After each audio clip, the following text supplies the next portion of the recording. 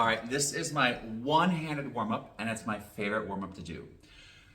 The reason I love this warm-up is because it's gonna really help me find the angle of air that I want for optimal playing. And by optimal playing, I mean the least amount of movement needed for intervals, for intonation, for just general great sound. So the premise is I'm going to stabilize my flute with my right hand. So my right hand is holding the flute at the barrel rather than on the keys where it normally would go. And you might notice I don't have my foot joint on. That just makes it easier for me to hold and balance. So my right hand is holding my flute at the barrel. The left hand will go where the normal left hand playing position is. So on those keys.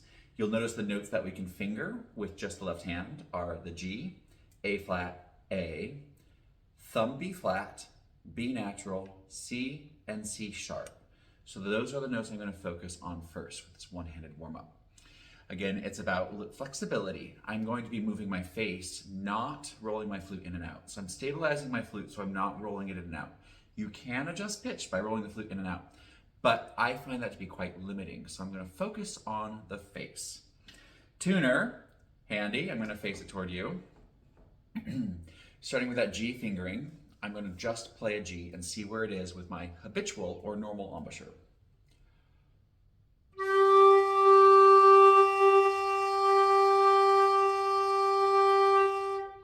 From here, I'm going to play the note in tune, bend the note as flat as I can, then bring the note back to pitch without moving the flute this way, just moving my face.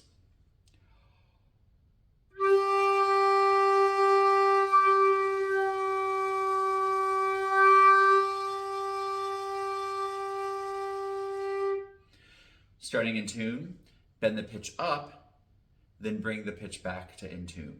So when I bring the pitch up, I want to linger there for a second. I don't want to chance it. I didn't just barely get to sharp. I raised the pitch and held it high. And then when I bring it back to tune, in tune, I want to keep it there for a while because that's really where I want to train my ear. And also, I want to make sure that I'm releasing in tune.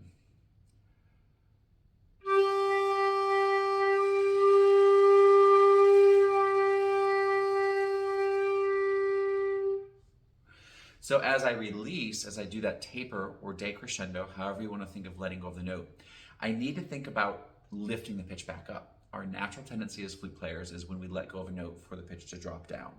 That was a habit I had for a long time and still have. I still have to work to overcome that even now. So that was the G. You can do the same thing on A flat.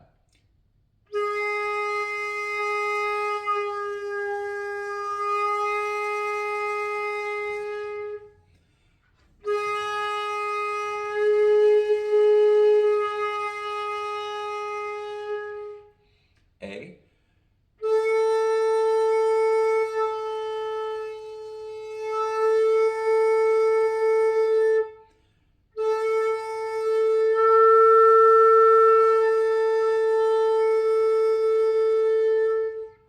Thumb B flat.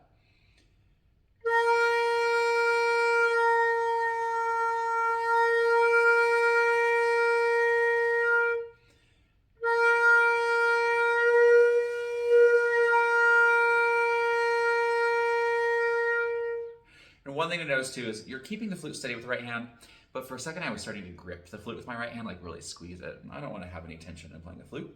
Shoulders back, stack my spine, B natural.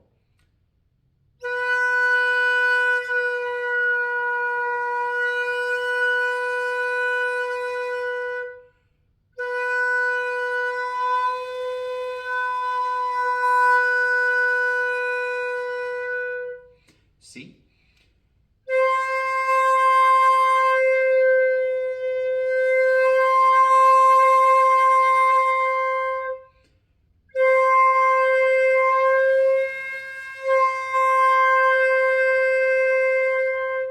And then C sharp, which is really going to be no fingers at all, but I'm still going to keep my my left hand on the flute, just for getting used to balancing the flute with the left crook of my left hand.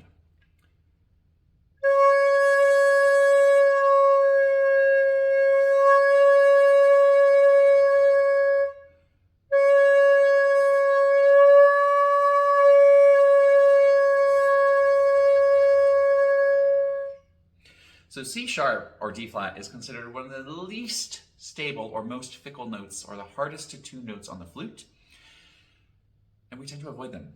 Rather than avoid them, I put them in my daily warm-up, and I put them in all of my students' daily warm-up. Even the young kids that are doing this one-handed warm-up are practicing stabilizing their C sharp from 5th grade forward. So don't be afraid of C sharps, play them more. So that was all about lip flexibility. My lips were moving, the flute wasn't.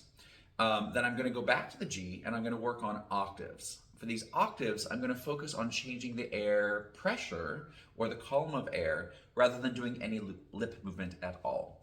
You can achieve octaves on the flute by shifting your lips. That does change speed and direction of air. However, I want to reserve my lip movement for intonation, which tends to be a little bit trickier for me than intervals. Especially things like releasing notes, right? Or high notes being too sharp or low notes being too flat. So I'm now going to go back to my G fingering, still stabilizing my flute with my right hand, go between octaves, try not to move my face at all.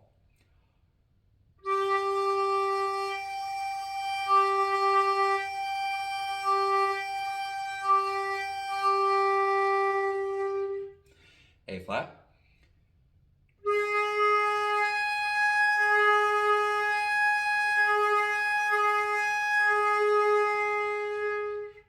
A.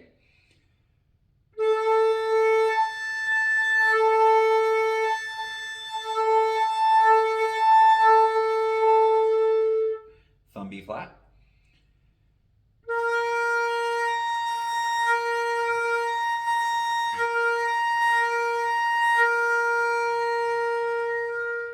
Be sure to listen for an open throat. I heard a little bit of throat noise on that B flat.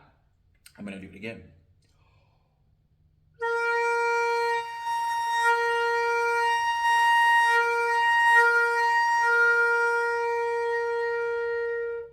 B.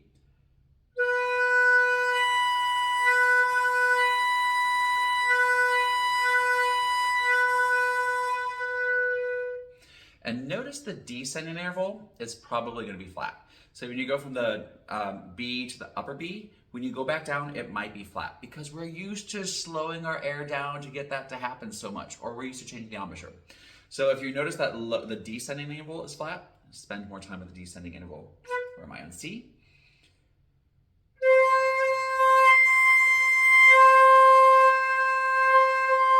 I'm overcompensating.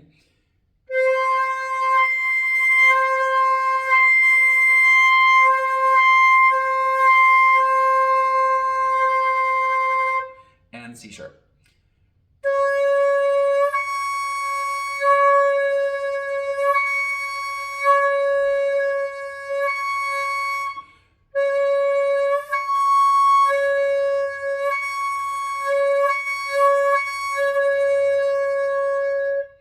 Then I would do the same pitch bends on the next octave.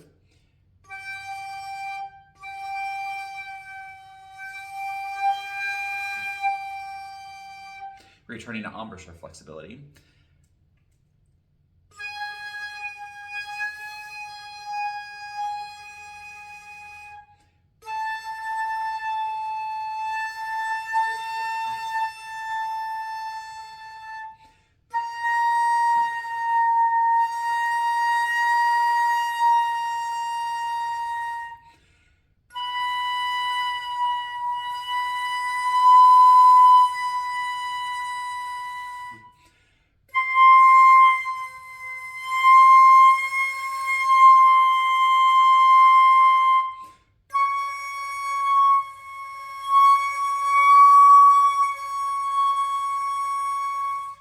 And finally, I'll go back to the G fingering and work from going from the G to the harmonic. So from the G fingering, the harmonic will be a fifth above it, a D.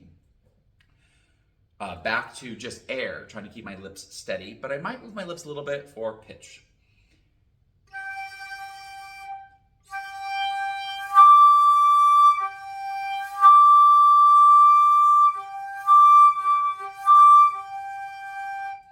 A flat, the harmonic will be high E flat.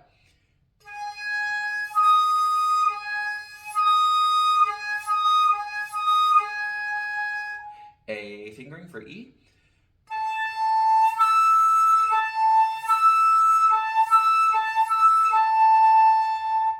B flat fingering for high F.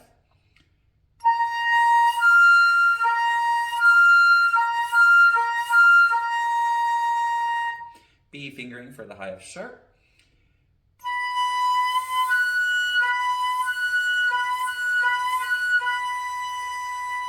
C fingering for the high G.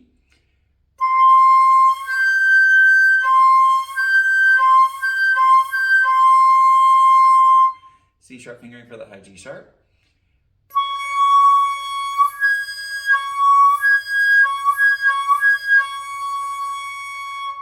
And if you want a bonus, then you can go to the high G fingering, which is still one-handed, and do some pitch bends there, which will help us control pitch.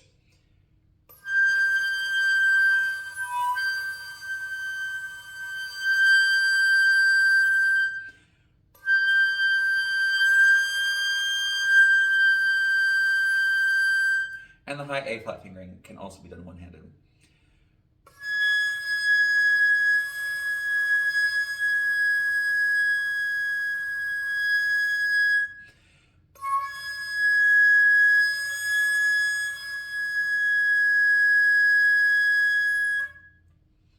Happy practicing.